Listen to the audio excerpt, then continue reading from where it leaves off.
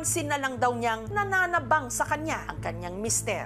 Iba talaga siya. 4 times a day talaga siya magsi-CR. Halos aabutin siya ng 1 hour. Makikita mo din kasi na may ka-chat talaga siya. Doon ako nag-start na magduda. Yung time na yun is kinonfront ko yung asawa ko. Todo naman siya deny. Hindi niya talaga daw ginawa. Wala daw talagang namamagitan sa kanila. Red flags pag nakita mong naiiba na yung attention ng asawa mo, napupunta na sa iba yung focus, that would also lead to infidelity. When is the time that you cross the line? Pag yung other party, hindi na siya nakikipag-cooperate in resolving the matter. Hindi na family yung gusto niya i-preserve, kundi yung something else na or someone else.